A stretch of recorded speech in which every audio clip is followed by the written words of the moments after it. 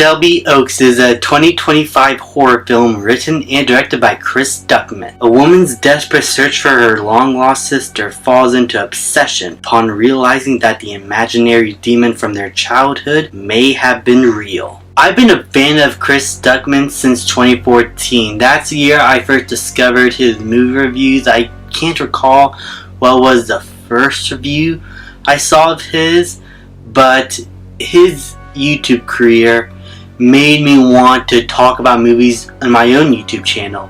I did it for a few years on my main channel, and then I decided to move my movie reviews and TV reviews onto this separate channel. So Chris Duckman, along with Jeremy Johns, The Flick Pick, and all these other guys, and future critics like Cody Leach or Sean Chandler, I really look up to those critics on YouTube and really value their opinions. And so going into this film, I was like, wow, this guy actually made a movie. Like, one of us movie enthusiasts, one of the movie reviewers that loves constantly talking about movies, express his love for film, has now finally been able to make a movie on his own. And the story of how this movie was made is, again, one of those stories that inspired me to continue making movies. And I'm still trying to work on other film projects as much as I can. And as you've seen in my past, I've done a few short films and a Halloween fan film. And that's just like doing fan film. I can't imagine what it's like working on a feature. I mean, I studied at Georgia Film Academy, graduated from there, and learning all these things that was like behind the scenes of a movie, especially in the production design element, I can imagine it being very hard. I understand it can be very hard. I worked on an independent movie last year that was released in a bunch of film festivals earlier this year, and I had a great time working on that movie, and I'll talk about it at some point. So yeah, I understand it is hard to make movies. I will still have to be honest with my opinion, because if we want to make the best movie possible, we do have to learn from our mistakes. And while Chris Duckman still critiques movies that he reviews positively in his video still, like he gives criticism here and there and stuff that I think should be better, I think it's important to give negative feedback if you don't like a movie. So all I'm saying is that if you like or dislike the film, be honest about it, give your valid critiques, because it's the only way for movies to continuously be better. If we just keep critiquing what is good or what is bad, and hopefully someone is able to listen and make a great movie on their own, taking what good criticism we have going forward. I'm saying that all because I know I am treading some very rocky ground with this movie, because there is a definite divide of people liking it and disliking it for no good reason. Yes, there are valid arguments about the film being bad or fine, but there's like a big storm of people yelling negatively about this film, and I could just tell that just people who are probably jealous of Chris Duckman. All that I can say is I'm gonna give my honest opinion. Yes, I'm one of the backers of this film. I backed it up like 2 years ago, I believe, and happily so.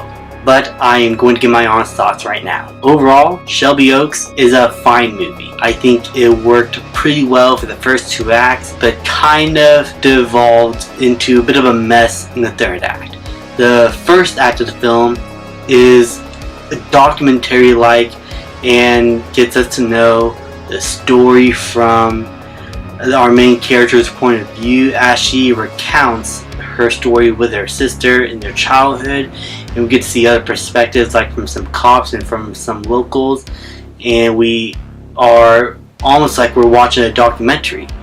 And it honestly felt like a really real documentary in the way it's filmed, the way the actors are portraying their characters with the dialogue given to them. It was all very well done and establishes this world, our characters, and the story very well. And the hook after that documentary segment ended was a really good hook to start the rest of the film going forward. And then the second act turned into a bit of a normal horror movie in the way it's shot, the cinematography. It's like what you expect from a cinematic kind of movie mixed with found footage. And I thought it was done very well. I thought the found footage element was creepy and unsettling as we tried to pick up on some clues of what could have happened to Riley here and figure out what's going on. And the main character, played by Camille Sullivan, is a decent enough lead character for us to get attached to. We understand how much she cared about her sister, why she's going through great lengths to try and find her.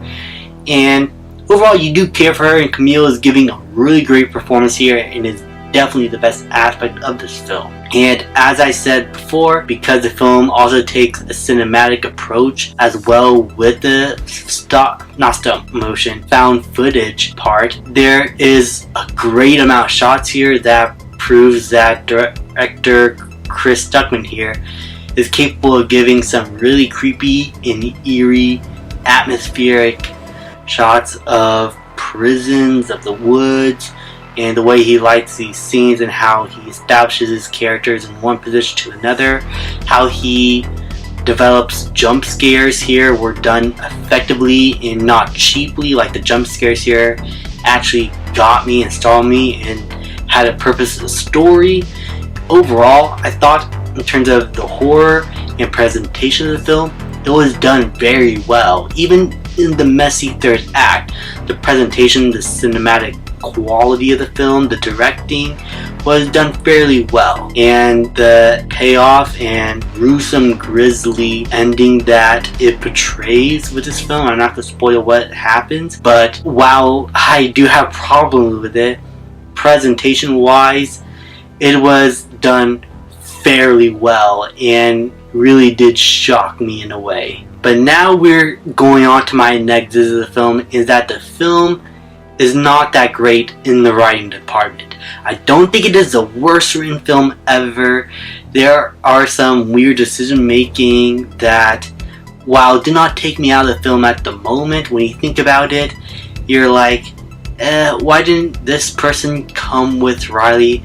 Some characters here felt like they could have been developed a bit more and made the plot a bit more interesting, and the story could have been a bit more fleshed out. Like, I felt like there could have been more given to the story. I felt like Chris was being too simple with his script and left off a few logical errors here and there, just going through the motions of a horror film, just elevating this pretty standard script with his direction and the way he shoots his scenes and how he paces a scene.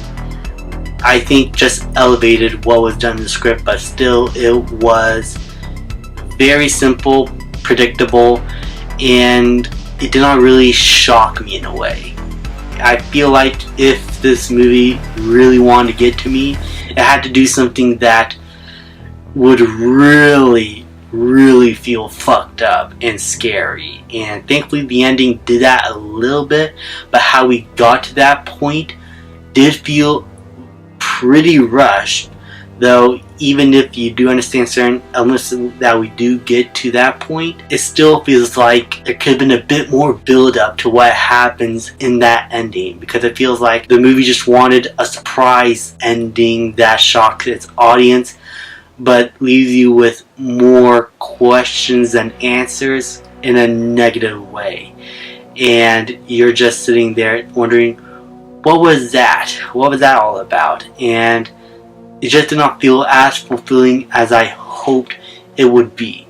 I felt like the script could have gone a few more drafts, like 2 more drafts to look over and punch up some things here and there They probably did not have time in their first time shooting this film before all the reshoots, so they couldn't really do that. Whatever the case, the script needed a few more revisions, especially around the ending, just to make sure the story just had a bit more of a punch to it. Though despite that messy third act and some very poor writing choices here and there, I overall have to say I thought the movie was decent. I thought it was fine. I thought it was a pretty okay horror film that was shot beautifully well, that was directed very well too. Chris Stuckman proved that he is a really good director, but as a writer, he has a lot to learn going forward, and he needs to improve that aspect of his filmmaking career. And I believe whether you like the film or not, we could agree that the writing is definitely the main issue here with this film. But overall, it did not take away from the movie for me that much. The positives I'm able to focus on a lot more than the negatives, but I just wish the movie could have been a bit more than it is. I'm going to give Shelby Oaks a B-. Thank you guys so much for watching. Please like, subscribe, comment, and I'll see you guys next time.